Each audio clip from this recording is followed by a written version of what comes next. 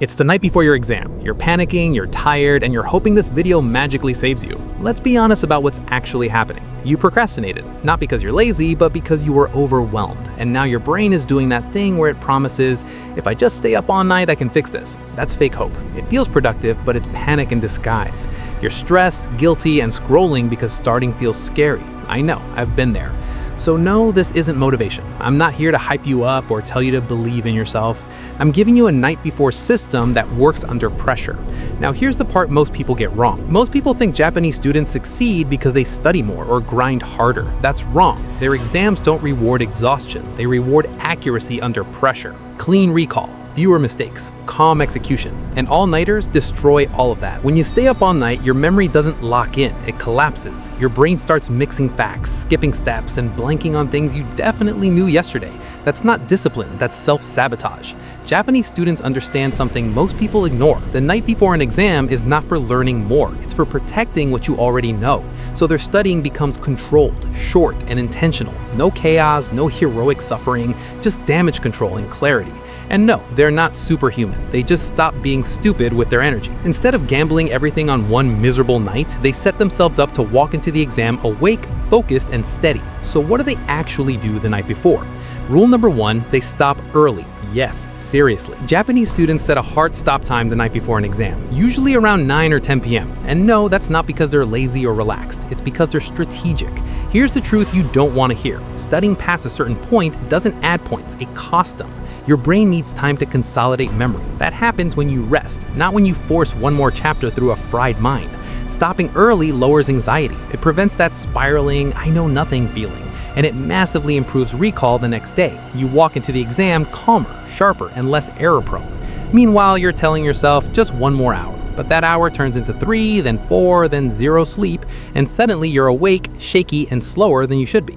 This isn't about being soft. It's about protecting your brain when it matters most. So do this right now. Decide your stop time, write it down, set an alarm if you have to. And because they stop early, they do this instead. Rule number 2, they review, they don't relearn. Relearning the night before is panic studying. Japanese students don't try to understand everything again. They don't open new chapters, they don't rewrite notes to feel productive. They only touch what actually moves the grade. They review summaries, not textbooks. They review mistakes, not highlights. They review testable patterns, not random details. They ask one brutal question: what am I most likely to mess up tomorrow? Then they fix only that. Everything else gets ignored. New material? Skip it. Pretty notes? Waste of time. Watching explanation videos at 1.5x speed? That's just anxiety dressed up as effort. Instead, they make what I call a last page list. One page, that's it. Formulas you forget, dates you confuse, traps exams love to pull, the stuff your brain drops under pressure. This is how they turn chaos into clarity. And I know what you're thinking right now.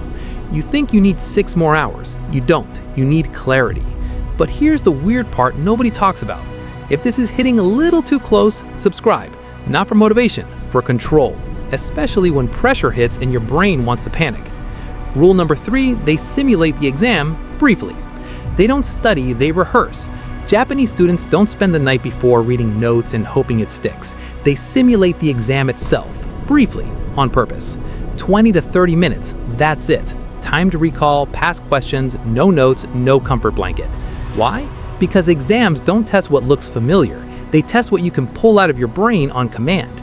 And this instantly exposes what's actually weak, not what you feel weak about. This does 2 things fast. First, it reduces exam shock. Your brain already knows what exam mode feels like, so tomorrow isn't a surprise. Second, it shows you the exact gaps that matter. Not everything, just the stuff that will cost you points. And yes, it's uncomfortable. Your heart rate goes up, you blank a little, you feel stupid for a moment. Good, that's the point. Because feeling that discomfort tonight is a lot cheaper than feeling it tomorrow with a clock ticking and grades on the line. So do this. 1 timed mini test. Just 1. Then stop. Now let's talk about the thing you're ignoring. Rule number 4, sleep is non-negotiable. Staying up late feels productive. It's sabotage. Japanese students don't gamble with sleep the night before an exam. They optimize it because they understand one brutal truth. Tired brains make careless mistakes. They care about sleep timing. They care about waking up fresh. They care about calm mornings, not chaotic, caffeine-fueled panic. Because recall beats rereading every time. and focus beats caffeine every single time. You can drink all the coffee you want, it won't fix a fried brain. Sleep does. And I know this hurts to hear, I used to ignore this too. I thought suffering meant effort. I thought staying up proved I cared. All it did was make me slower and more anxious. So here's the rule. Set your alarm. Put your phone out of reach. Turn the lights off when you said you would. Not because you're weak, but because you're done sabotaging yourself. Tomorrow rewards calm, not chaos. So what does the actual night before plan look like? Let's strip this down and give you control. This is not a fantasy routine. This is what you do when you're tired, behind, and scared this won't be enough. Here's the blueprint. 6:30 to 7:30. Review summaries only. No textbooks, no new material, just condensed notes and key ideas. You're reminding your brain, not teaching it. 7:30 to 8:30. Active recall test. Timed. No notes, past questions, or self-testing. This is rehearsal, not punishment. 8 to 8:20. Error list. Write down only what you missed, confused, or hesitated on. This becomes your final reference. 1 page, that's it. 8:20, stop. Yes, stop. Close the books, walk away. You're done for the night. Then you sleep. And I know what your brain is saying right now. You're tired, behind, and scared this won't be enough. Here's the truth. This isn't about perfection. It never was. It's about walking into the exam calm instead of frantic, clear instead of foggy, controlled instead of desperate. This routine doesn't make you a genius. It makes you stable. And stability under pressure is how points are earned. Now, here's the difference between passing and spiraling. Japanese students don't panic cram. They protect their brain. That's the whole difference. So don't try to do everything.